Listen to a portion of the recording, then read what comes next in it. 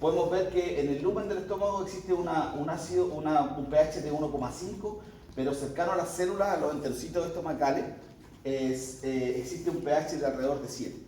¿Ya? Y eso es porque el mucus contiene bicarbonato y el bicarbonato neutraliza los protones formando el ácido, y el ácido forma CO2 y agua.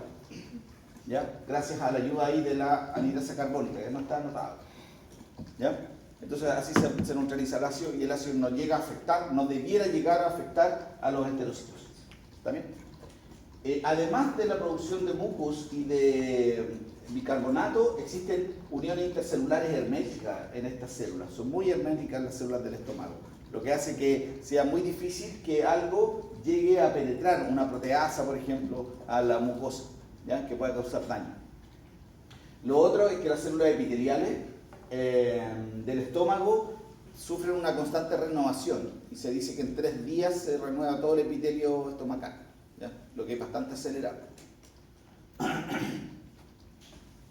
Ahora, hay un aspecto farmacológico que también puede ser interesante para todos los que trabajan con salud humana, y el manejo farmacológico justamente de la secreción de ácido.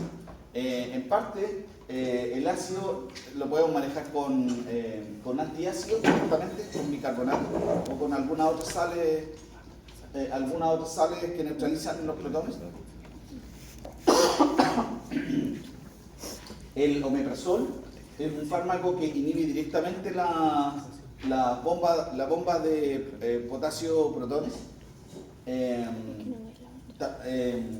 También la cimetidina. Lo que pasa es que, como yo les decía, la célula parietal recibe un estímulo que es de histamina, que es una hormona paracrina. En este caso se comporta como una hormona paracrina, ¿ya? Y la histamina afecta a un receptor de histamina que está acoplado a una proteína G del tipo S, ¿ya? Por lo tanto, todo lo que aumente el AMP cíclico favorece la liberación de protones, ¿ya? Y la cimetidina, ranitidina también, no sé si les suenan esos fármacos, son inhibidores del receptor de histamina.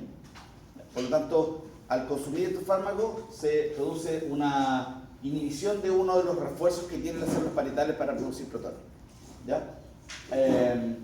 Por otra parte, las células parietales tienen un balanceo también paracrino con un receptor de prostaglandinas, que es el EP3, ¿ya?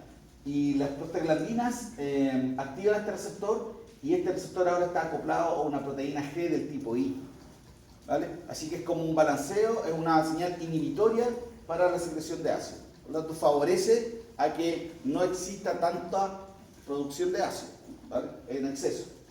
Hay un fármaco ahí que se llama misoprostol, que activa a estos receptores.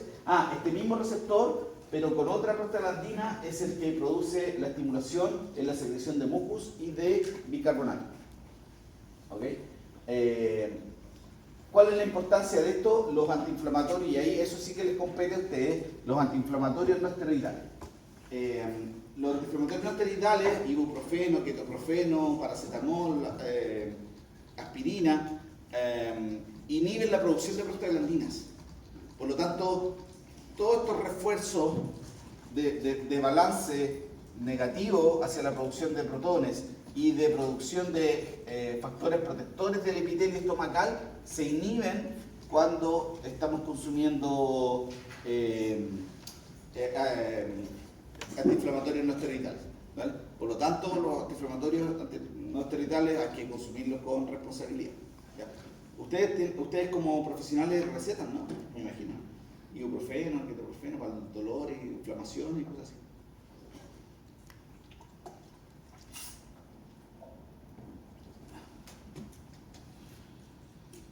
Ahora, ¿cómo se regula la función gástrica? Se regula con 3 fases, o se le llama fase en los libros. A mí me gusta más la palabra componente. Cuando escriba el libro de fisiología no voy a usar la palabra fase, componente.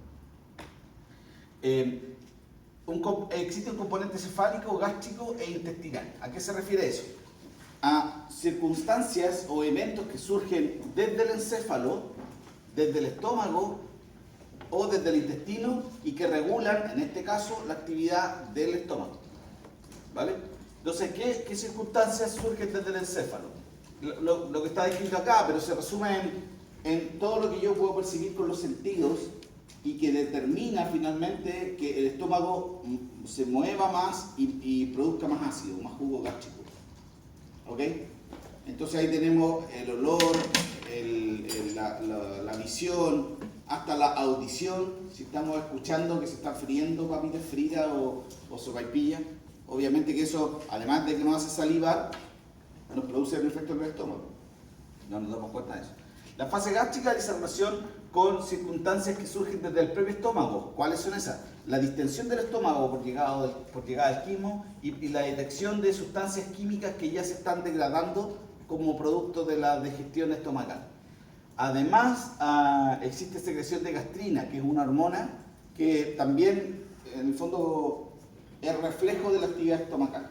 ¿Ya? Si el estómago está funcionando, hay liberación de gastrina y eso refuerza positivamente la actividad del estómago. ¿Ya? Pero todas esas circunstancias surgen del propio estómago y afectan al mismo estómago. Ahora, el componente intestinal se refiere a circunstancias que están afectando al intestino y que tienen que ver con llegada del quimo al intestino, llegada de estímulos mecánicos o químicos que son detectados en el intestino y que el intestino los traduce, ya sea por vía neuronal o por vía hormonal, en una inhibición hacia el estómago. ¿Ya?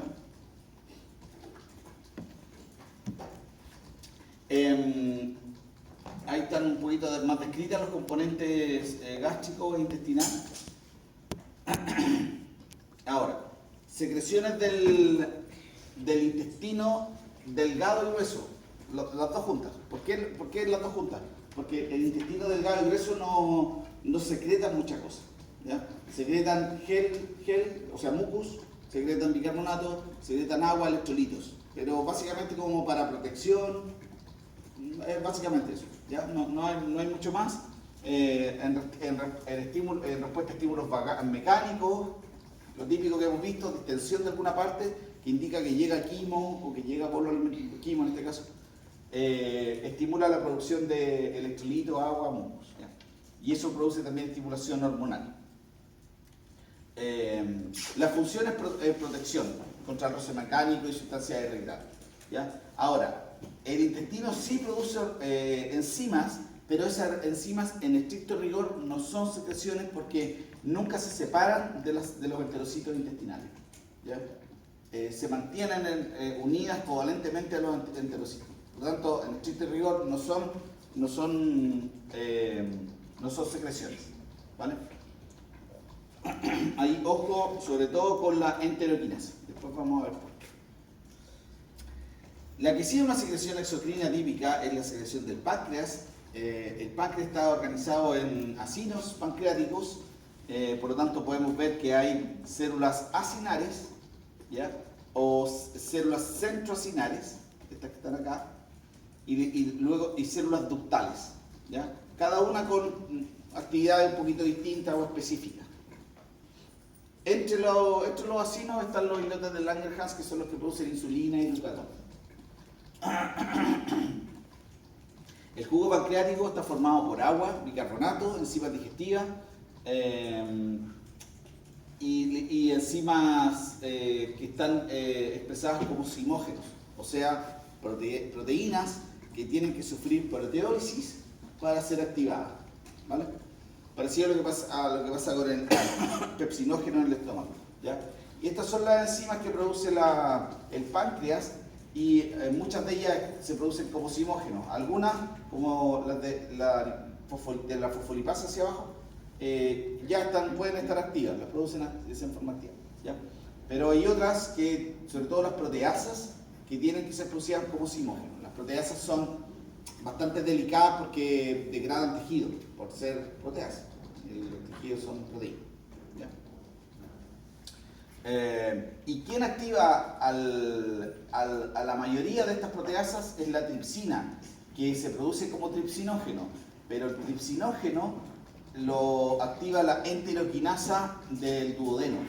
¿Ya? Entonces el duodeno tiene esta enzima enteroquinasa, que como veíamos está anclada al ribete del cepillo, produce proteólisis del tripsinógeno, produce tripsina y la tripsina termina activando al resto de las proteasas. Siento que ya les pasé todo esto, como les decía, como ya es tercera vez que lo digo esto en la semana. Si me confunden me le confunden los cursos. Y se me se cagó. ¿Ya? ¿Pero se entendió? ¿Vale? Ahora, la especificidad de las células del páncreas son células centrocinarias y ductales. Producen básicamente el componente más acuoso y de bicarbonato. La secreción de bicarbonato en el caso del páncreas es súper importante, porque una de las primeras cosas que tiene que pasar con el quimo que viene del estómago es que se tiene que neutralizar, ¿ya? Porque viene ácido. Entonces ahí el páncreas es súper importante. Y las células acinares son células que producen más bien el componente enzimático, ¿vale? Ahora, el páncreas recibe también los mismos regulación de componente cefálico, gástrico e intestinal. ¿Por qué hablo de componente y no de fase? Porque me da la impresión de que en los países anglosajones la palabra phase, ¿ya? Que es P-H-S-E, ¿ya? Que se traduce como fase, ¿ya? Me da la impresión de que en los países anglosajones esa palabra tiene otra connotación, ¿ya? Un poquito distinta. Me gustaría hablar con un lingüista así que me lo ratificara, ¿ya? Porque para países hispanoparlantes la palabra fase está muy circunscrita a etapas, ¿sí o no? Entonces da la impresión de que hubiese primero una etapa cefálica, si lo decimos como fase cefálica, y luego una fase estomacal y luego es como si fueran secuenciales, y no son secuenciales, son componentes que se superponen. Por lo tanto, por eso yo, en un acto de rebeldía académica, le pongo componentes, ¿ya? Así que en ningún libro está como componentes, yo le digo que son componentes.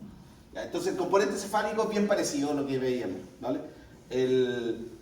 Todo lo que somos capaces de entender, captar, interiorizarnos con nuestros sentidos y que pasa por el encéfalo, va también a afectar la actividad del páncreas, estimulando la producción tanto de componente acuoso como del componente enzimático. El componente gástrico también, estímulos mecánicos de distensión, actúan a través de reflejos vagovagales y reflejos gastropancreáticos. Esto se lo voy a explicar con un ejemplo. Pedí que pusieran un colgador con la cuestión ahí.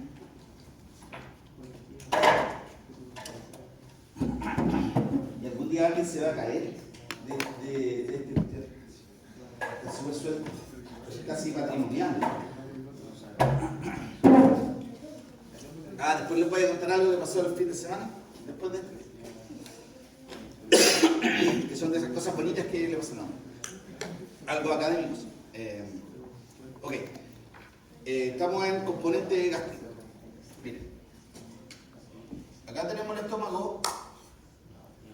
Acá tenemos el duodeno. Después tenemos el intestino grueso, el intestino delgado y el intestino grueso. En el intestino delgado desemboca el páncreas. ¿Ya? ¿Vamos con eso? ¿Estamos bien? No voy a dibujar el hígado todavía, pero ya ahí claro que sí. Quedémonos, ¿vale? Y voy a dibujar el encéfalo.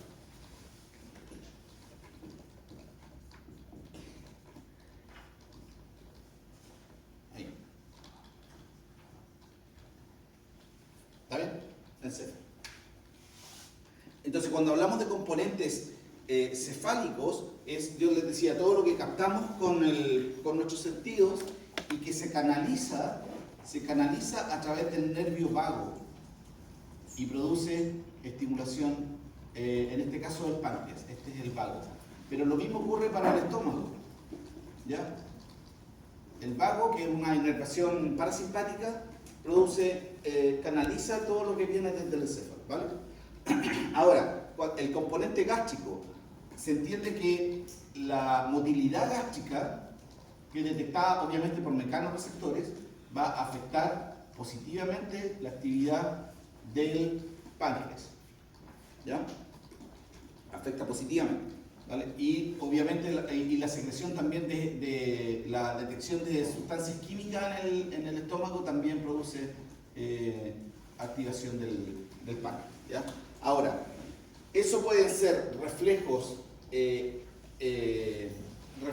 enteropancreáticos, reflejos, o sea, esta flechita que dibujé puede ser una neurona, tal cual, o pueden ser un reflejo vago-vagal, o sea, una neurona que va hacia el vago, se conecta ahí con centros que están en el tronco encefálico y vuelven por el vago a activar, en este caso, al páncreas. Me quedó un poquito confuso, ¿o no? ¿Está bien? ¿Sí? ¿Ya? A eso se refiere con los reflejos vago-vagales. ¿Ya? Pueden haber reflejos entéricos, en un término genérico, o sea, una circunstancia que ocurre en el tubo digestivo y que afecta al propio tubo digestivo por conexiones directas entre los órganos, neuronales directas. Eso se llama entérico, insisto, genérico, en este caso sería gastropancreático, un reflejo gastropancreático que existe, pero también existen los reflejos vagovagales, o sea, detección de movimientos y de secreciones y de estímulos químicos en el estómago, van por el vago y vuelven por el vago. En este caso, como decía, al páncreas. ¿Vale? Ahora, lo que más influye, lo estoy explicando básicamente para el componente gástrico, pero lo que más influye en la actividad pancreática es el intestino. ¿Vale? Y el intestino tiene, pero básicamente lo mismo. Movimientos intestinales producen activación directa neuronal hacia el páncreas o también reflejos vagovagales que van al vago y vuelven por el vago hacia el páncreas. ¿Está bien? ¿Ya? Además existen mecanismos ya no de tipo neuronal, voy a cambiar de color, sino que de tipo hormonal. Células del duodeno detectan químicamente los componentes del quimo y activan al páncreas. ¿Ya? Ahora, hormonalmente. ¿Está bien? Eso está descrito ahí. Y está también en este esquema. ¿Ya? En el duodeno tenemos células, no se las había nombrado hasta ahora, células I y células S que son quimiorreceptoras. ¿Ya? Las células I detectan aminoácidos y algunos ácidos grasos. ¿Ya? Y eso lo traducen en secreción de una hormona que es bien importante para todo esto, que es la colecistoquinina, CCK. ¿Ya? ¿Me había nombrado antes la colecistoquinina? Comí colecistoquinina, me colecistoquinina, me colecistoquinina, ya de tarea el trabajo. Colecistoquinina.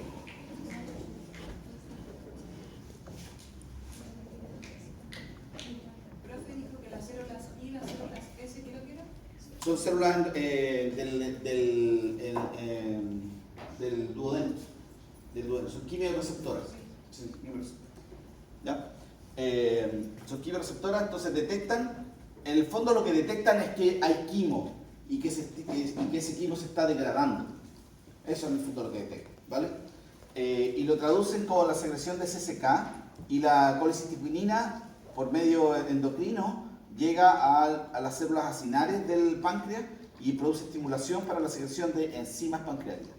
Eso se ayuda o se coadyuva o se potencia con liberación de acetilcolina, ¿adivinan de quién? Del nervio vago. ¿Ya? Entonces cuando decimos que hay reflejos vagovagales, aquí también ocurre eso mismo. ¿Ya? Surgen del intestino o puede surgir de cualquier parte en realidad, y cuando descienden del vago al páncreas, el vago libera acetilcolina y coadyuva aquí a la liberación de enzimas pancreáticas. ¿Está bien? ¿Se entiende? Las células S son parecidas, pero son más especializadas en detección de protones. El quimo viene ácido, hay que neutralizarlo, por lo tanto estas células producen otra hormona, secretina, esta también es de una célula duodenal, y la secretina produce activación de células ductales que producen la secreción acuosa, sobre todo bicarbonato de magnesio, agua, electrolitos. ¿vale? Y eso también se coayuda con acetilcolina del vago y con colecitoquinina, ¿ya? De la misma área. ¿Vale? ¿No? La secretina fue de las primeras hormonas que se identificó. Experimentos antiguos, en perritos. Profe, Diga. perdón, ¿podría volver a explicar el reflejo vago-vagal? Ya. Se le llaman reflejos vagovagales a una actividad obviamente refleja involuntaria y que conectan un estímulo con una respuesta en algún órgano. Puede ser el mismo órgano u otro órgano. ¿Vale? Entonces existen dos tipos de reflejos en el tubo digestivo. Los reflejos que conectan una glándula con otra, ¿cómo se llama? Una porción del tubo digestivo con otra, o un reflejo que va por vía vagal al tronco encefálico, donde se produce una integración ahí también de una respuesta y baja de nuevo por el vago. ¿Ya? Entonces voy a ahorrar acá un poquitito para dar el ejemplo de un reflejo vago-vagal típico. ¿Ya? Hay muchos. El vago es uno de los importantes reguladores que existen, y el vago tiene un centro de integración que es el tronco encefálico, ¿ya? Que está más o menos arriba. Entonces, cuando yo explicaba que el estómago, el componente estomacal de la regulación del páncreas, tiene un componente gástrico, pero que va por reflejos vagovagales. El componente gástrico significa que hay elementos o movimiento del estómago, y eso lo detectan mecanorreceptores que se comunican con neuronas aferentes del vago, que van al encéfalo y vuelven al páncreas, ¿ya? Por el vago también, ¿ya? Después vamos a ver que el vago tiene aferencias, como creo que el 25% de su volumen son aferencias y el 75% son eferencias, o sea, son neuronas que vuelven, ¿ya? Esos son los reflejos vagovagales, ¿se entendió?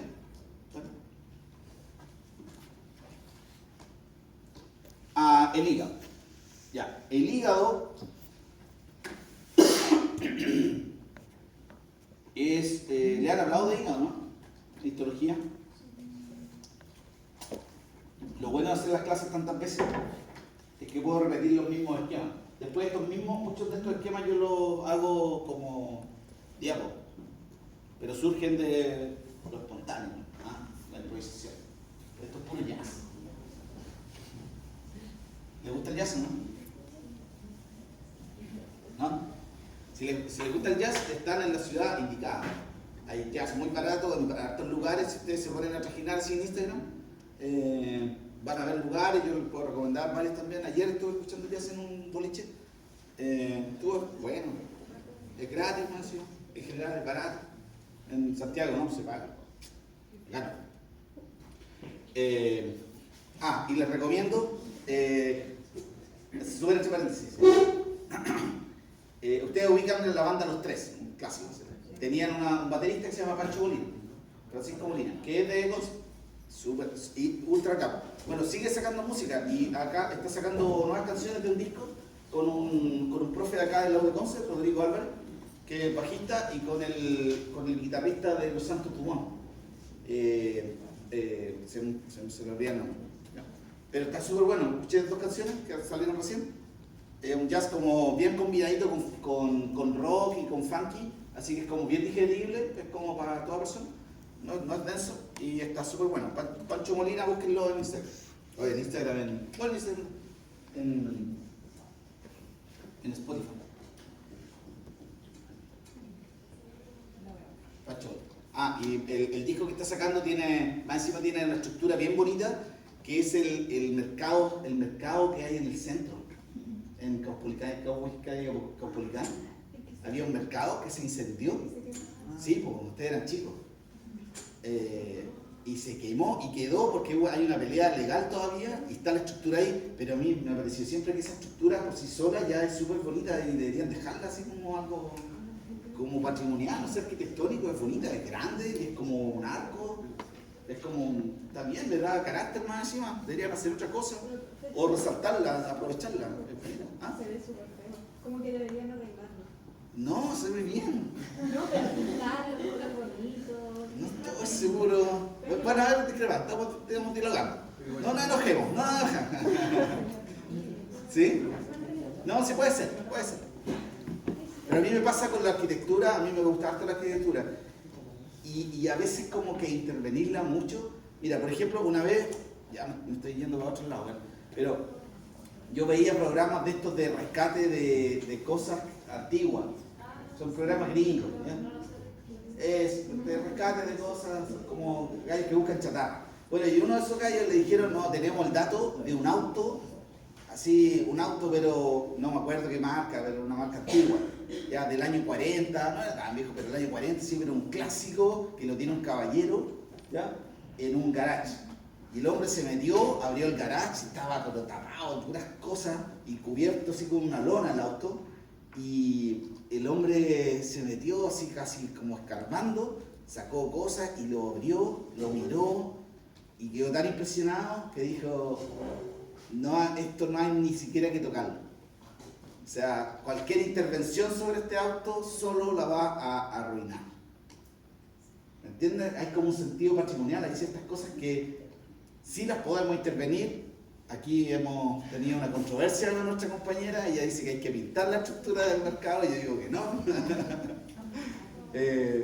Pero hay veces en que lo patrimonial hay que dejarlo tal cual nomás. Pues como este asunto, yo no lo repararía, ¿para qué repararlo? Que muera así como está, ¿no es cierto? Es como darle dignidad a la persona que lo hizo, a las personas que se sentaron acá, que tiene que morir nomás, así. Si hay otros bancos, si también es barato, no vale 1 millón de pesos. ¿Por qué repararlo? Me quiere pelear. Ya, hígado, nos desviamos un poquitito del tema. Ya, entender el hígado es, para mí, para entender el hígado es necesario entender cuáles son los flujos de sangre que se producen. ¿Ya? El hígado tiene una arteria hepática que ingresa sangre y tiene una vena porta que ingresa sangre también. ¿Ya? Entonces, la arteria hepática, como les decía, ingresa sangre, aquí voy a simplificarlo un poquitito, y genera capilares. ¿Ya? ¿Vale?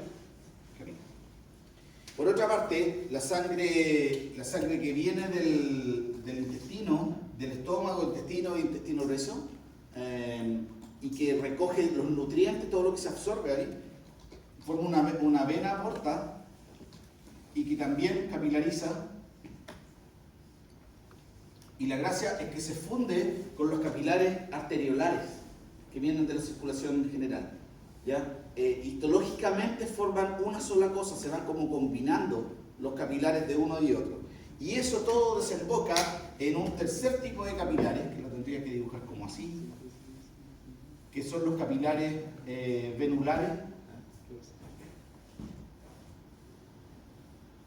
y que finalmente forman la vena hepática, que es la que saca la sangre a circulación nuevamente. ¿Ya? Todo lo que pasa en el hígado sale desde el hígado por la... voy a tratar de dibujar aquí. Ya, todo lo que sale del hígado sale finalmente por la vena hepática. ¿Se entendió? Entonces, el hígado recoge sangre que viene por la absorción de nutrientes, o de todo lo que se absorba del intestino, estómago, intestino grueso. Lo combina con sangre que viene desde la circulación general. Por lo tanto, el hígado también procesa cosas que están en circulación. El hígado no solo procesa sangre que viene de la absorción, sino que procesa sangre está constantemente procesando. Si nos inyectan un medicamento, eso va a la circulación general y puede ser procesado ese medicamento en el hígado, obviamente de esa forma, ¿vale? Y todo lo que procesa el hígado lo saca por sangre venosa. ¿Está bien? Ahora, esto es un poquito lo mismo que le ¿vale? Ahora, eso está un poquito explicado acá, miren.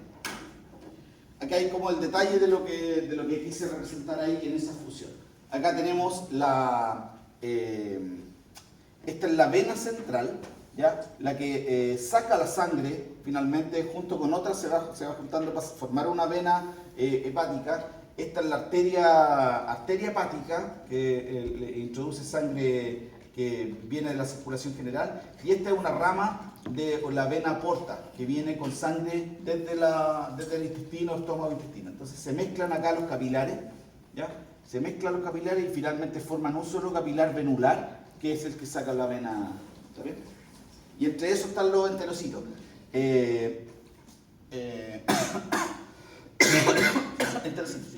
Hepatocitos. Y entre los hepatocitos existe otro conducto. Estos son terminales, ¿sí? Esto no es un circuito, esto es terminal. Entonces, estos conductos se van formando, forman primero un canalículo biliar, después un conductillo biliar, después un conducto biliar y va sacando la bilis. Obviamente los hepatocitos ahí secretan cosas para que se vaya formando la bilis. ¿Vale? La bilis es una secreción exocrina, obviamente. El hígado tiene determinadas funciones, todas bien importantes. Una de las principales es la detoxificación de la sangre. En parte por fagocitosis, ¿ya? Fagocitos que detectan sustancias extrañas, que probablemente ya en la circulación general, como decía, pero probablemente más su función está relacionada con lo que se absorbe. También puede modificar químicamente moléculas biológicas, lo que es relevante para la farmacología. Produce también químicamente la detoxificación de sustancias con nitrógeno. ¿Ya? Las sustancias con nitrógeno en general tienden a ser tóxicas y el hígado las modifica químicamente y termina produciendo casi dos cosas que son urea y ácido úrico. ¿Ya? Y eso lo eliminamos a través de las heces o en la orina. ¿Ya?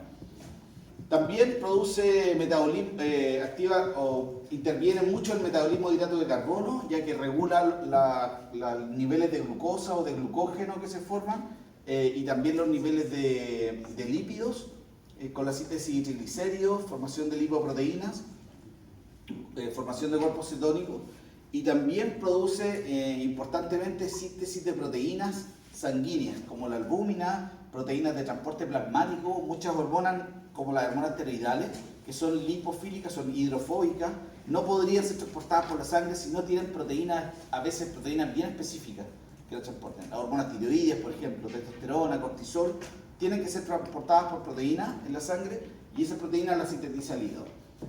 Al mismo tiempo, factores de coagulación como fibrinogenol, protrombina, etc. ¿Ya? Y obviamente lo que más compete a la digestión y absorción es la secreción, síntesis y secreción de bilis, ¿ya? Sobre todo de uno de los componentes de la bilis, que son las sales biliares, que son verdaderos detergentes, con los cuales se van formando emulsiones pequeñitas de grasa. ¿Ya?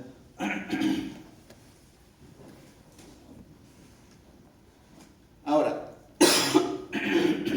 la bilis la producimos a razón de 250 o 1,5 litros de bilis al día.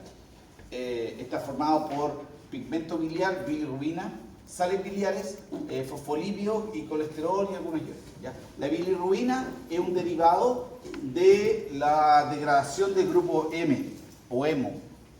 ¿Le suena, no? ¿Hemo? Esos que andan de negro, siempre andan tristes. Ya pasó eso, ¿no? No que se ven un poco. Ya. No, pero estos son los otros hemos.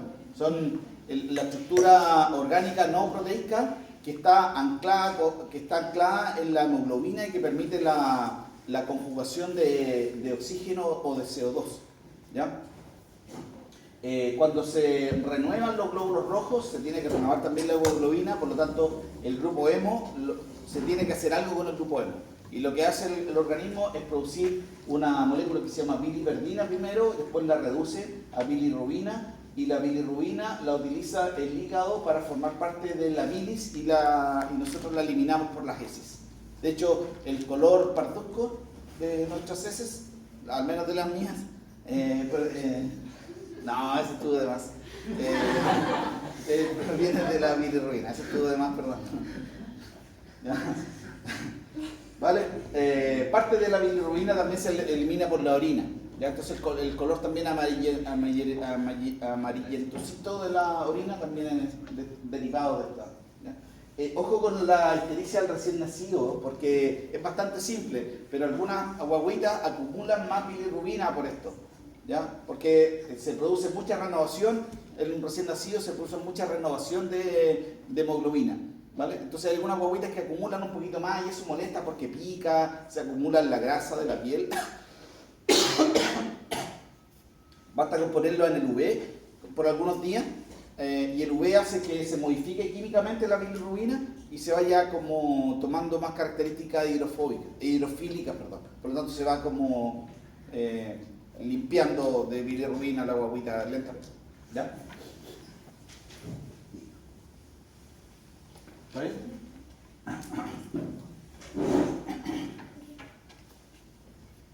Ahora, existe al producirse la bilis, se puede ir acumulando en la vesícula o puede descender directamente hacia el duodeno y existe lo que se llama una circulación enterohepática.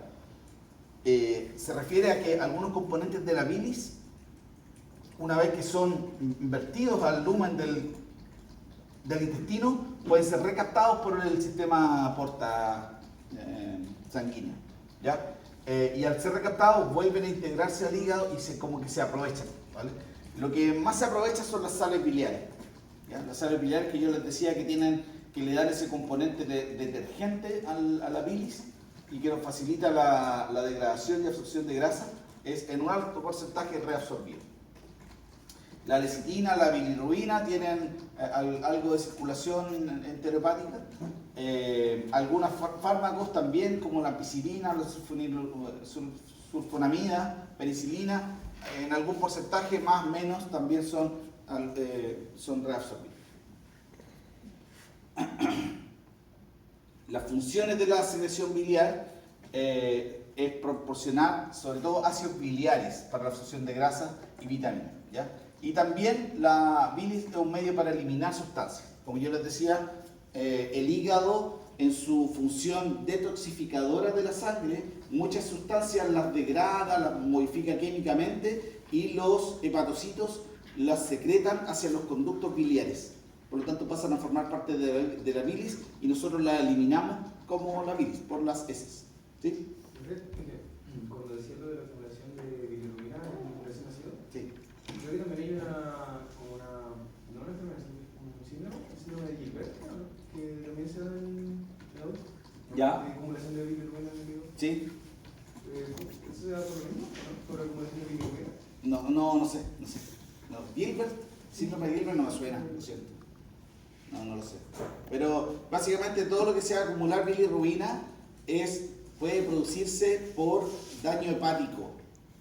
La ictericia del recién nacido es una especie de acumulación de bilirrubina hasta cierto punto fisiológica, que hay que solucionarla, ¿ya? Pero no es que esté funcionando mal el hígado.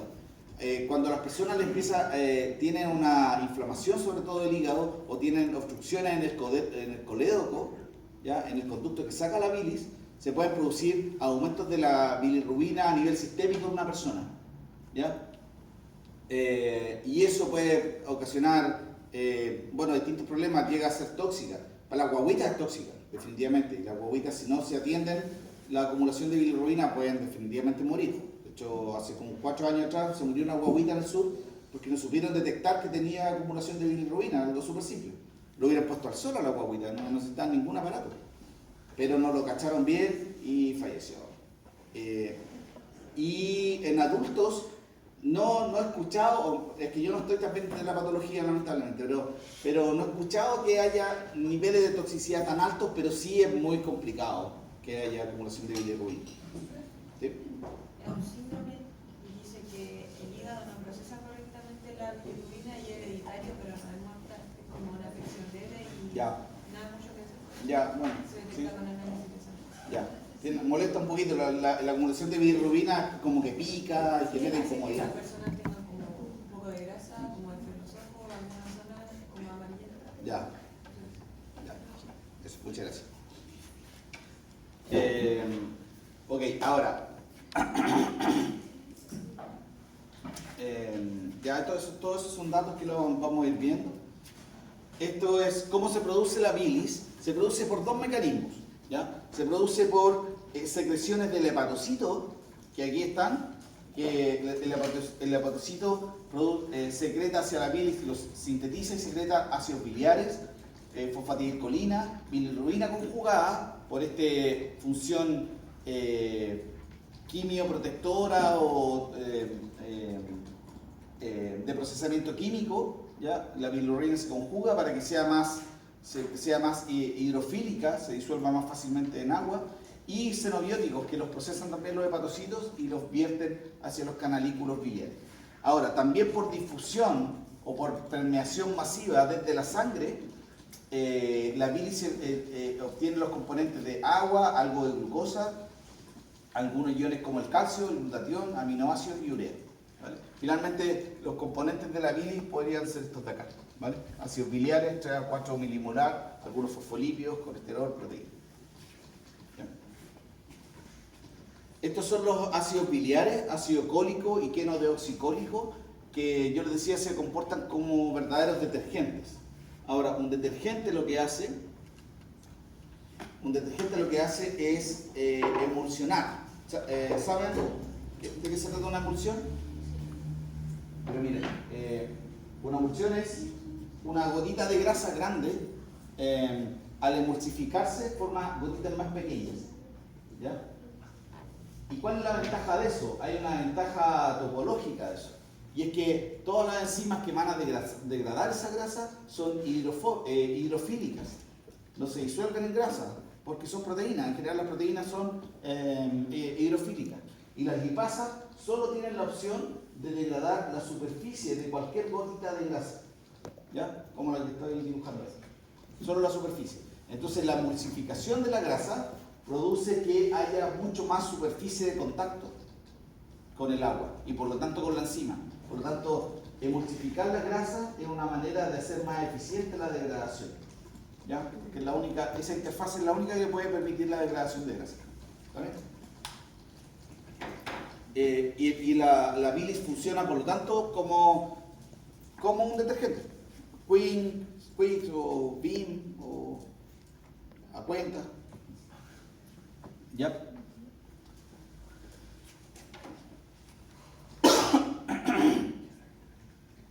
Ahora, ¿cómo se regula eso? La bilis se va acumulando en la vesícula biliar. De hecho, la bilis se altera un poquitito en sus concentraciones de los componentes en la vesícula biliar. No es exactamente igual la bilis que sale de la vesícula biliar que la que sale, entre comillas, fresca del hígado, ¿vale? Pero el colédoco se conecta con el duodeno a través de un esfínter que se llama esfínter de Oddi, que está regulado por neuronas que producen óxido nítrico y péptido inhibidor vasoactivo, ¿vale? Ahora, ¿cómo funciona la regulación?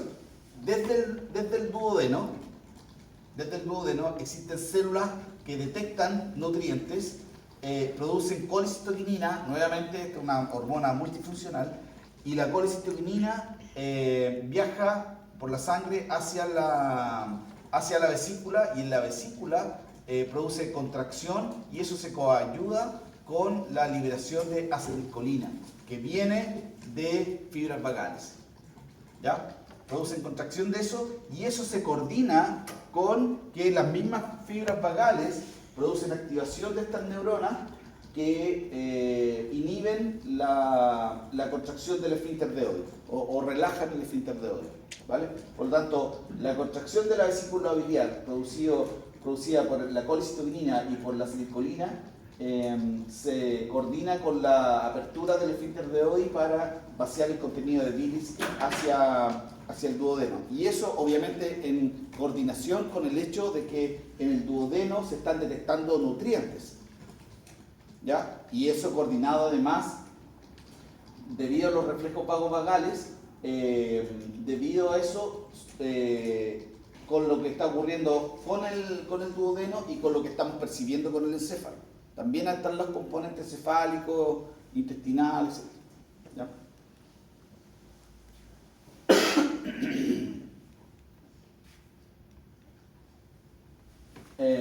Hemos estado avanzando, llegamos a la última de las secreciones importantes, hepática y pancreática. Ahora pasamos a la parte de regulación. Las regulaciones, esto puede ser un poco rápido porque ya a medida que avanzamos, yo les he estado tratando de explicar cosas, pero lo básico en la regulación que hay que entender es que hay dos tipos de regulación en el tubo digestivo, ¿ya? De regulación ya sea de aspectos mecánicos o de aspectos de secreción, ¿ya? Y eso, uno de ellos es la regulación nerviosa y la otra es la regulación endocrina, ¿ya? La regulación nerviosa dice relación con la organización del cerebro entérico. Yo les estaba hablando de eso, pero básicamente el cerebro entérico es la coordinación entre el plexo mientérico y el plexo submucoso, pero conjugado con algunas otras neuronas que se le llaman neuronas motoras, ¿ya? Estas neuronas cortitas que veíamos en la peristalsis, que se conectan más directamente con las células musculares lisas, ¿ya? Estimulando la contracción, ¿ya? Entonces hay neuronas musculares de distinto tipo, hay neuronas secretoras también, porque producen neuronas que producen hormonas paracrinas, hay hormonas vasodilatadoras, neuronas vasodilatadoras, incluso hay células G que tienen como igual un poquito de características como neuronales, ¿ya? Podemos decir que el cerebro entérico también está compuesto por las neuronas sensitivas, lo que hemos estado nombrando, mecanorreceptores, quimioreceptores. Finalmente forman parte de este cuadro o de este esquema de regulación, que es autónomo del sistema digestivo, ¿vale? Y hay obviamente un número de interneuronas, ¿vale? Todo eso forma el cerebro entérico, le da autonomía. Solo entonces recordar, el plexo mientérico y el plexo submucoso coordinan las funciones de contracción el primero y de secreción sobre todo el segundo. Y eso está regulado por mecanorreceptores y quimioreceptores que modulan la actividad de estos dos grandes centros de regulación. Esto es este esquema un poquito lo mismo. El plexo mientérico tiene más que ver con la regulación del aspecto motor y el plexo submucoso con la coordinación de aspectos de secreciones y de detección de sustancias o de componentes mecánicos. El sistema parasimpático y simpático pueden de todas maneras regular la función. A pesar de la autonomía, pueden regular la función, ¿vale? Esto es un poquito lo mismo, ya hemos hablado de plexo mientérico, se ubica entre las capas musculares, encargado de los movimientos, produce contracción, contracciones rítmicas, tipos de movimientos que ayudan al desplazamiento, ya lo hemos visto esas cosas. El plexo submucoso, en la submucosa, encargado de controlar secreciones, el flujo sanguíneo, integrar señales sensitivas, lo que yo le hablaba, porque el mecanorreceptores y quimioreceptores, todos los que hemos estado hablando, están en contacto directo con neuronas del plexo submucoso, y los efectos principales son controlar las secreciones, controlar un poquito también la absorción y producir contracciones más bien localizadas a nivel de la mucosa. El sistema simpático y parasimpático, yo les decía, puede regular en distintos niveles la actividad, pero sin embargo el sistema digestivo puede funcionar sin esa regulación, ¿ya? Lo que sí es que funcionaría un poquito en forma descoordinada con respecto a otros sistemas, pero de que funciona, puede funcionar, es bastante autónomo. Esto no habíamos adelantado, pero los reflejos, parte importante de la regulación son los reflejos vagos-vagales, ya que hay quimioreceptores y mecanorreceptores pueden canalizarse a través de neuronas que van por el vago y que vuelven por el vago. En este ejemplo particular, vuelven al mismo órgano, pero como ya vimos, pueden surgir del estómago y volver al páncreas, o surgir del intestino y volver al estómago, volver a la vesícula, ¿ya? Los reflejos vagovagal. Yo dije al revés. Las aferencias son 75% y las eferencias del nervio vago son 25%. Ahora, este es un esquema un poquito complejo, pero donde están todas las conexiones neuronales que son necesarios conocer y algunos nombres que son un poquito más nuevos, un poquito más actualizados, que me gustaría que al menos les quedara resonando, que son las neuronas intestinofugales. ¿Ya? Existen neuronas motoras e interneuronas, que ya las hemos nombrado, neuronas del sistema nervioso central, que están con ese colorcito, y neuronas de ganglio prevertebral. ¿Ya? Entonces, las neuronas intestinofugales, que son las más novedosas, que están en rojo, son las neuronas que yo les decía que conectan un órgano con otro, en este caso, por ejemplo, el intestino con el páncreas. ¿Ya? Son neuronas directas. Son lo que antes en los libros se les llamaba reflejos intestino, en este caso intestino pancreático. Le ponían así simplemente. Se descubrió no hace mucho, hace como 10, 15 años por ahí, o quizás 20 años, algo así, que existen neuronas, ¿ya?, que conectan un órgano con otro, ¿ya?, y que son responsables de ese reflejo. Y además existen reflejos vagovagales, como este de acá, ¿ya? Este es una neurona que va por el vago y vuelve por el vago, en este caso al mismo estómago. ¿Ya? Así que si analizan este dibujito van a encontrar muchos asuntos si les interesa la parte como más neuronal, ¿ya?, donde se explica todo eso. Aquí, por ejemplo, hay otra, una neurona que surge del duodeno y que afecta directamente a una neurona que está en la vesícula. ¿Ya? Ahora, como resumen, grande resumen, tenemos el sistema nervioso entérico, que es capaz de integrar respuestas del nervio vago y los nervios pelvianos. No se nombran mucho, no tienen quizás tanta importancia, pero sí afectan, ¿ya?, al funcionamiento del sistema nervioso entérico. Y el sistema nervioso entérico produce activación o modulación de actividad más bien de musculatura lisa, como hemos estado viendo, de células secretorias y de células endocrinas, que producen hormonas como colecistoquinina, por ejemplo, hemos visto secretina hasta el momento. ¿Ya? Y hay otras. ¿Ya? La división simpática del sistema nervioso periférico a través de ganglio simpático puede afectar directamente también al cerebro entérico, a los plexos submucosos y mientéricos, pero puede principalmente afectar a vasos sanguíneos. Recordemos que siempre la regulación de cualquier órgano, la regulación casi primordial, podemos decir, de cualquier órgano se produce por regulación de la irrigación sanguínea de ese órgano. ¿Ya? Si el hígado necesitamos que funcione más, necesitamos, entre comillas, se irriga más. Si el páncreas tiene que reforzar su actividad, se irriga mejor el páncreas. Si los músculos esqueléticos estamos entrando a hacer un ejercicio o algo así, vasodilatamos para que llegue más sangre. Es como lo más básico de lo básico, pero sigue siendo lo más efectivo. ¿Vale? Aumentar la irrigación, con eso a cada célula de ese órgano le llega más oxígeno, más nutrientes y funciona mejor, con mayor actividad. ¿Vale? Este es otro esquema, pero que relaciona un poquito más los quimios, mecanorreceptores, que es el esquema clásico que yo también les he explicado. Detectan estímulos, mandan referencias que procesan la información. El plexo mientérico y sus mucosos son como los grandes centros de integración y que producen respuestas hacia el sistema muscular o células endocrinas o células secretorias. ¿Ya? Ahora,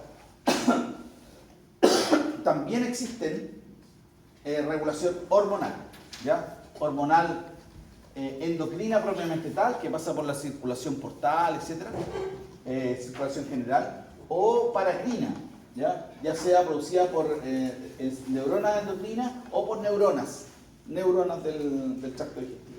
¿Vale? Solo algunos ejemplos. Hemos visto bastante la colecistoquinina, Pero la gastrina la vimos también, es un péptido que se produce en el estómago, esto lo van a poder leer, así que yo voy a pasar rápido por esto. Estimula la secreción de protones, estimula también la respuesta motora, se produce en respuesta a la presencia de fenilalanina, triptófano, como veíamos en unos esquemas, a la distensión del estómago también, mecanorreceptores, por estimulación vagal. Se inhibe en respuesta a pH bajo y a somatostatina. ¿Ya? Quizás eso no lo han nombrado harto, pero eso es suficiente. Pero somatostatina es uno de los reguladores que inhibe la respuesta también de la gastrina. ¿Ya? Entonces las acciones en concreto son la estimulación de protones, de la secreción de protones, y estimula el crecimiento de la mucosa gástrica. Eso tampoco lo había mencionado tanto. ¿Ya? La gastrina es uno de los hormonas que favorece la protección de la mucosa gástrica. Colecistoquinina, también la hemos nombrado, produce contracción de la vesícula biliar, estimula la secreción de enzimas pancreáticas, estimula la secreción de bicarbonato por parte del páncreas, favorece la actividad del páncreas exocrino y la vesícula biliar también, inhibe el vaciado gástrico también. ¿Ya? Así que la colecistoquinina es una hormona con muchas funciones. ¿Vale? La secretina, también la vimos en un momento. Promueve la secreción de bicarbonato en páncreas y de bilis, es secretada por células S del duodeno en respuesta a la presencia de protones y de grasa. ¿Vale? Inhibe los efectos de la gastrina también, ¿vale? En células parietales. ¿Ya? El péptido inhibidor gástrico es un péptido de 42 aminoácidos producido por células K, llamadas K, del duodeno y yeyuno. Produce finalmente aumento en la producción de algunas otras hormonas como insulina. ¿Ya? Entonces, la sobrecarga oral de glucosa, a veces se mide liberación de niveles de glucosa o de insulina por sobrecarga, o sea, después de una sobrecarga de glucosa, pero la sobrecarga oral de glucosa produce mayor respuesta de insulina que una carga de glucosa intravenosa, ¿ya? Porque la presencia de glucosa produce liberación de péptido inhibidor gástrico y esto además produce estimulación de la secreción de insulina. ¿Ya? Ya. Y ahora llegamos a la última parte de digestión y absorción.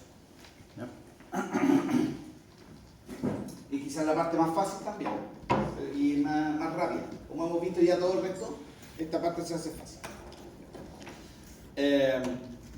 Básicamente, nosotros recogemos nutrientes a partir de intestino delgado, estómago y intestino grueso, ¿vale? Que se recogen a través de la vena porta, ¿ya? La vena porta también recoge ciertas sustancias ahí del pan, pero lo que se refiere a absorción de nutrientes es obviamente intestino delgado, algo de colon y estómago. Va por la vena porta y llega al hígado, ¿vale?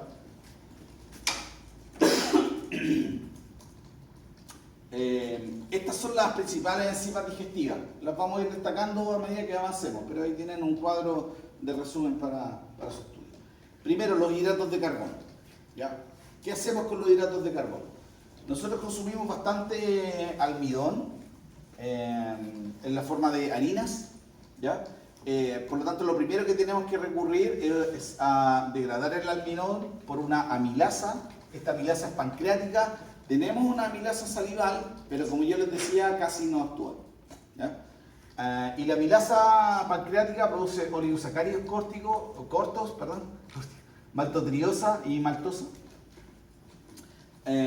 Y va formando azúcares más sencillos. Luego las las enzimas del ribete en cepillo van produciendo degradación de estos oligosacáridos pequeños hasta liberar a los sacáridos como monómeros, ¿vale?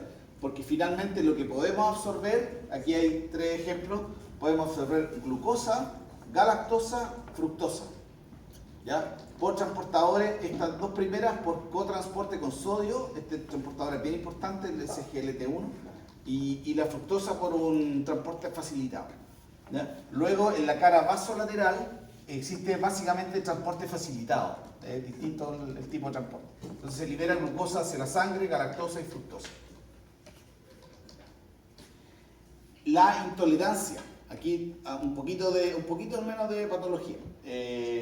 Intolerancia a la lactosa. La lactosa es un disacárido, obviamente presente en la leche, ¿vale? Compuesto por galactosa y por glucosa. Y algunas personas no producen lactasa, que es la enzima que degrada la lactosa, ¿ya? O dejan de producir lactasa, ¿ya? Y eso trae como consecuencia que la lactosa permanece en el intestino, ¿vale? Y llega hasta el intestino grueso, y ahí es donde se producen los problemas. Porque la microbiota intestinal utiliza la lactosa como fuente de carbono, y eso produce ácido graso, ácido láctico, como productos de degradación metabólica o de derivados metabólicos, y gas, hidrógeno, metano, CO2. Todos sabemos qué significa eso, o todos hemos escuchado qué significa eso, ¿ya? Y además produce agua, ¿ya? Por lo tanto, las personas que no tienen expresión de lactasa van a producir inflamación, mucho meteorismo se llama eso, mucha acumulación de gases y frecuentemente diarrea, ¿ya? No pueden consumir nada con lactosa, en algunas personas es terrible. El punto es que la lactasa es una enzima inducible, o sea, si yo dejara en este momento de consumir lactosa, mi enzima lentamente dejaría de producirse. Ojo con los lácteos sin lactosa. A pesar, no es que no tengan lactosa, lo que tienen esos lácteos que dicen sin lactosa es que le agregan la enzima lactasa, ¿ya? Y si yo solo consumiera lácteos sin lactosa, lo que me induciría sería una intolerancia a la lactosa. Así que los lácteos sin lactosa no es que sean más diet, no es que sean más saludables, nada de eso. Es una adaptación de la industria para poder vender más a más personas, porque hay personas que son intolerantes a la lactosa, entonces prefieren producir lácteos sin lactosa y así los consume toda la gente. ¿Entiendes? Venden más. Y además que hay un poquitito ahí de manipulación, porque como que la gente cree, no, mejor cómprenla sin lactosa porque es como más sano. Y al contrario, la producción de carbohidratos, monómeros libres, afecta aún más la producción de insulina, por ejemplo. Y elevar muy rápidamente los niveles de insulina sí que tiende a estar relacionado con algunas patologías o con algunas alteraciones metabólicas. Así que ojo con eso. Proteínas. ¿Qué hacemos con las proteínas? Las degradamos primero en el estómago, luego por las llamadas endopeptidasas, como la tripsina, quimiopressina y elastasa, y exopeptidasas, estas son pancreáticas, y exopeptidasas, que son la carboxipeptidasa pancreática, y la aminopeptidasa, que está en el borde del cepillo, ¿ya? Con eso se producen aminoácidos libres y se producen dipéptidos y tripéptidos. Todo esto se puede absorber, aminoácidos libres y dipéptidos y tripéptidos. Lo que sí es que muchos de ellos se tienen que degradar a aminoácidos para ser transportados hacia la sangre en la cara vasolateral. Este es una esquemita, pero es un poco lo mismo. Proteínas producen aminoácidos u oligopéptidos con la ayuda de esta enzima, y esas se pueden absorber. Los aminoácidos pasan a los enterocitos por un cotransporte con sodio. Dipéptidos y tripéptidos pasan al enterocito por un cotransporte con protones, ¿vale? Ahora, muchos de estos dipéptidos y tripéptidos tienen que ser transformados en aminoácidos, pero se cree que también pueden pasar. Hay cierta evidencia de que pueden pasar directamente a la sangre. De hecho, por aquí hay cierta evidencia de que hay algunos en recién nacidos pueden pasar inmunoglobulinas desde el intestino hacia la sangre. Por eso es como que hay evidencia de eso. Se piensa que la leche materna refuerza también el sistema inmunológico de las guaguitas. Ahora, las grasas. se produce primero un efecto mecánico del estómago sobre las grasas, ya que las grasas primero se degradan enzimáticamente entre un 10 y un 30% por la lipasa gástrica. Ya hay algo de degradación en el estómago. Luego en el duodeno, y el estómago produce una emulsificación mecánica. Cuando veíamos los movimientos del estómago, son movimientos bastante fuertes y que van produciendo emulsificación de las grasas, ¿ya? Por lo tanto, desde el estómago, las gotas de grasa se reducen a gotitas de 1 a 2 micrometros, bastante eficiente en ese sentido, son 1 o 2 micrometros, muy chiquititas, ¿ya? Lo que sí es que para que sea totalmente eficiente, las gotitas de grasa que pasan al duodeno tienen que transformarse en gotitas de más chiquititas todavía, de 20 a 50 nanómetros, ¿ya? Bastante pequeñita. Considerar que la membrana plasmática es como de alrededor de 2 a 4 nanómetros, más o menos para que tengan una proporción. Así que estas son bastante pequeñitas. Y esta disminución ahora, emulsificación extra, se logra con las sales biliares de la bilis en el duodeno. Ahora, acá tenemos las gotitas de grasa, que tiene ahí grasa y las sales biliares. Lo que puede ocurrir es que pueden pasar directamente al enterocito, y el enterocito la puede procesar metabólicamente para formar triglicéridos. Con todo esto que se está formando acá, puede formar triglicéridos, y los triglicéridos los transforma en kilomicrones. No sé si les han hablado de kilomicrones, ¿no? Pero es un acúmulo de grasa, de triglicéridos, como está acá, y de proteínas, pero bien grandes, que lo producen los enterocitos y no lo sueltan a la sangre, no lo secretan a la sangre, sino que lo secretan al sistema linfático, ¿ya?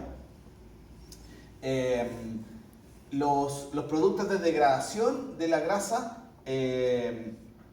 pueden ser absorbidos por los enterocitos o los liberan directamente o los integran a kilomicrones. Entonces aquí yo de nuevo les mostraba la función de las sales biliares en términos de emulsificar las grasas y de permitir que la lipasa pancreática produzca dos grandes cosas: ácidos grasos libres y monoglicéridos. ¿Qué son esas cosas? Lo que principalmente consumimos como grasa son triglicéridos. Las mantequillas, los aceites vegetales, y obviamente la grasa que está en la carne o en el pollo, son triglicéridos, ¿vale?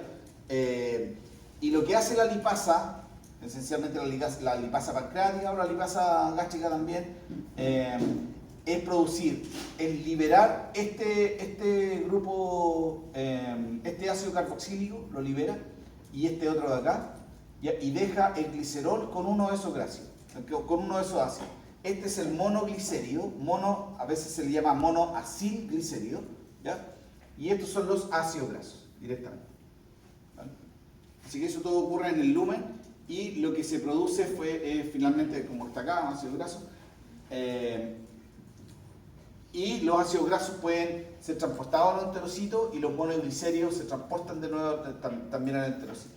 Pero como yo les decía, el enterocito, eso es contraintuitivo, pero la biología tiene sus razones, digamos. Lo que hace el enterocito es formar triglicéridos nuevamente, ¿ya? Por eso acá habían triglicéridos, los degradan, y acá de nuevo se forman los triglicéridos. Bueno, se forman triglicéridos y se le incorporan algunas proteínas para formar estas vesículas, especies de vesículas grandes, que son los kilomicrones. Y eso se vierte en el sistema linfático, que está en las microvellosidades del duodeno, y que terminan virtiendo el contenido de grasa en la vena subclavia superior izquierda, ¿ya? Así que no va al sistema porta hepático, la sangre no va directamente al hígado. Primero pasa por los sistemas, por los tejidos, por el sistema circulatorio general, ¿ya? Y luego va al hígado. Ahora, la pregunta del millón: ¿qué ventaja tiene eso? Yo le veo una ventaja así esencial, que si recogiéramos toda la sangre, toda la grasa por el sistema porta y llegara directamente al hígado, ¿qué nos ocurriría? ¿Pero cómo se llama eso patológicamente? Hígado graso. Tendríamos hígado graso a los 5 años, 6 años de edad, Yo creo que esa es la principal ventaja. ¿Ya? Si ustedes tienen patología, o fisiopato, o la están teniendo ahora, ahí hagan esas preguntitas. Ventajas, profesor. Yo soy re malo para meterme en la parte patológica.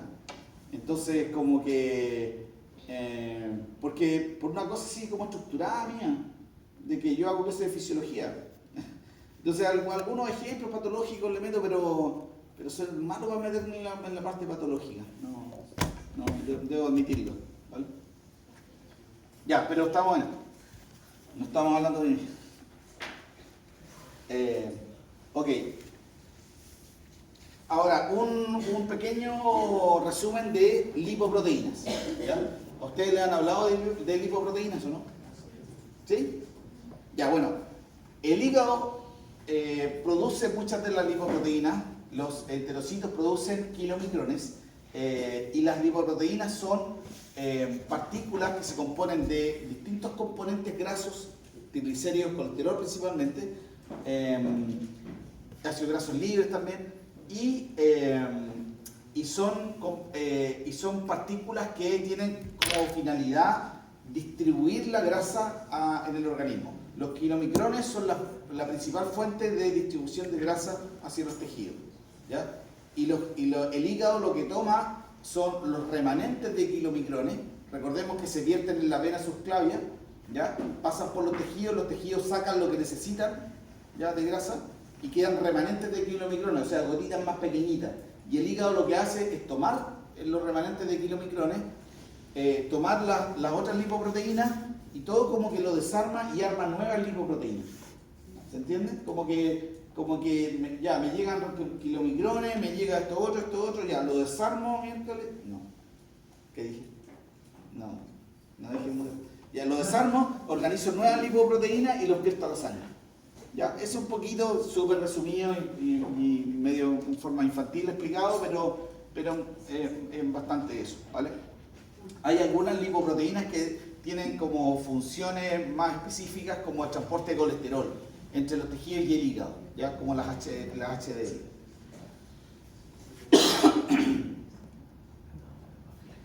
Ahora, hemos visto cómo se degradan y absorben carbohidratos, proteínas y grasas. Algunos otros elementos importantes, como el hierro.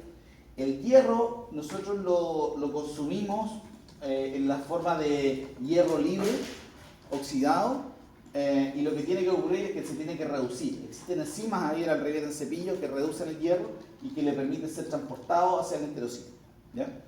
Como hierro 2. También el grupo M consumimos grupo M, ¿ya? Que lo transportamos a través de un transportador especial hacia el interior del enterocito. Lo que hace el enterocito es reunir todo ese hierro y lo reduce o lo transforma en hierro 2 y lo exporta hacia la sangre como hierro 2. ¿Ya? Y en la sangre vuelve a ser oxidado a hierro 3. ¿Ya? La vitamina B12. Este es entretenido. La vitamina B12 la consumimos nosotros, cobalamina, la consumimos en los alimentos y está asociada a proteínas de los alimentos. Por eso aquí se llama proteína X. No es que exista una proteína X, sino que es una proteína cualquiera de los alimentos, ¿vale? Pero esto llega al estómago. ¿Qué pasa con las proteínas del estómago? Se degradan. Por lo tanto, se libera la proteína B12. Ahora, existe una proteína de la saliva que se llama proteína R, ¿ya? Que toma la B12 y la ayuda a ser transportada hacia el duodeno, ¿vale? Y en el estómago se produce factor intrínseco. El factor intrínseco es como que se libera acá y está, dicho disculpen el chilenismo, pero está como al cateo de la laucha, por así decirlo, ¿vale? Entonces, la proteína R de la saliva es degradada por la tripsina del duodeno, pancreática. Por lo tanto, se vuelve a liberar la vitamina B12 y aquí es donde aprovecha su oportunidad el factor intrínseco que ayuda a transportar la vitamina B12 a través del intestino hasta llegar al ilion, y en el ilion el factor intrínseco tiene un receptor específico. y ese factor y ese receptor ayuda a internalizar la vitamina B12 hacia el enterocito y eso después se vierte a la sangre. ¿Ya? ¿Bonito? Para personas que son vegetarianas. ¿Hay vegetarianos acá? ¿Sí? ¿Vegetarianos? Ya. Ojo, suplementense con vitamina B12. El hígado tiene reservas de vitamina 2, se almacenan en el hígado que pueden llegar a durar 1 año o 1 año y medio. Entonces, si no se suplementan con B12 y empiezan una dieta vegetariana estricta, no van a tener grandes problemas, pero después del año sí. Entonces tienen que ser responsables con eso. Y yo, de las personas así en términos globales que admiro en el mundo, son los vegetarianos. A mí me gustaría ser vegetariano, pero mi naturaleza es más fuerte y no me puedo resistir a... ¿Ah? Sí, exacto. Sí, un choripán. Pero de verdad yo creo que es como lo correcto ser vegetariano. Ese es como mi sentimiento. Pero no todos podemos ser correctos. Ya. Ácido fólico. ¿Qué hacemos con el ácido fólico? El ácido fólico es una molécula orgánica que se compone como de 3 partes: pteridina, ácido aminobenzoico y residuos de ácido glutámico, que pueden ser varios, ¿vale? O sea, pueden ser 1, 2, 3, 4, muchos, ¿vale? En los esquemas se suele resumir como pteridina, PTE, el ácido fólico, como en este, ¿ya? Y nos saltamos todo el resto y decimos PTE y ácido glutámico. Entonces consumimos variedad de ácido fólico que llegan al yeyuno, y en el yeyuno se procesan de forma de dejar solo un ácido fólico con un ácido glutámico. Y esto finalmente es lo que se transporta, se conjuga con otras moléculas orgánicas y se vierte a la sangre. ¿Ya? Ahora, otras vitaminas en el yeyuno que son absorbidas en el yeyuno son las vitaminas B1, B2, vitamina H. En el ilion se absorbe mucha vitamina C, todas ellas a través de transporte facilitado con transporte con sodio. Este es transporte activo secundario, ¿vale? Y luego por transporte facilitado hacia la sangre. ¿Ya? Esta en el yeyuno, la vitamina C en el ilion. Un resumen de cómo se absorben iones y agua. Este es el lumen en este esquema, este es el lumen. Y las flechitas sí es que se absorben o se secretan. Hay algunos iones que se secretan también, ¿vale? Pero el agua, ¿dónde absorbemos agua? Principalmente en yeyuno e ilion. También en duodeno, pero principalmente en yeyuno e ilion. Ya, un poquito en el colon también. Al hablar de colon siempre estamos hablando de intestino grueso, ¿vale? El sodio, sobre todo en yeyuno e ilion principalmente, ¿vale? El cloruro también, ¿ya? El bicarbonato se secreta al lumen en el duodeno. ¿Por qué eso? Para neutralizar el... Ya, ¿y quién lo secreta? ¿Él? ¿Quién secreta el bicarbonato ahí? ¿Está bien? Súper bien lo que dijo. ¿Pero quién lo secreta? Ya, pues. No, pues. Estamos en el duodeno, se secreta acá el bicarbonato en el duodeno. El páncreas. Muy bien, el páncreas. Muy bien, ya. Se absorbe el bicarbonato en el yeyuno, se vuelve a secretar en el ilion y en el colon, ¿vale?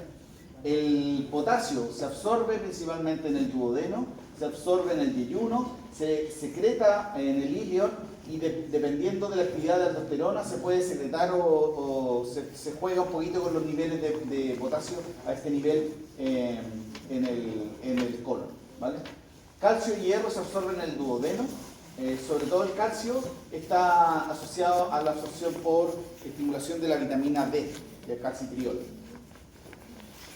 Algunos iones, ¿cómo se absorben? Aquí dijimos nomás cómo se mueven las flechas, pero ¿cómo se absorben? El sodio se absorbe mucho por los cotransportes. Cotransporte de glucosa, de aminoácidos, absorbe sodio. El cloruro, también por cotransporte con otras moléculas, ya con protones o por canales iónicos, ¿vale? Todo eso absorbe sodio. El cloruro por difusión intercelular o también por algunos cotransportes, sobre todo con bicarbonato y luego por canales iónicos. ¿Ya? El agua, increíblemente, ha sido un misterio un poco de cómo se absorbe. Los cálculos nos dan como para, por harto tiempo, nos ha dado como para tener toda la explicación de cómo absorbemos agua. Una buena explicación la encontré en este, lamentablemente no noté la cita, pero la encontré en este paper, en donde se dice que el agua depende de la absorción del sodio, porque el sodio se absorbe como con el mecanismo que habíamos dicho acá, con estos tres mecanismos, ¿ya? Pero como que se acumula en las caras vasolaterales de los enterocitos, ¿ok? Entonces genera un efecto osmótico que lo aprovecha el agua para ser absorbido, ¿ya? Y el agua y sodio luego se meten en la sangre, ¿ya? Esa es como la explicación que a mí me ha parecido más actualizada, ¿ya? Y parece que ahí ya los cálculos dan un poquito más. Resumen de absorción de nutrientes. Aquí tenemos hidratos de carbono, proteínas, lípidos, los productos de digestión, finalmente qué es lo que podemos absorber, dónde se localiza la absorción y el mecanismo un poquitito de cómo se absorbe, ¿ya? Cotransporte, factor intrínseco, ¿ya? Porque hay un receptor específico, etc. Finalmente, de todo lo que consumimos, ¿ya? El contenido de ese se puede resumir en qué es lo que ya eliminamos, ¿ya? Como también describimos el proceso.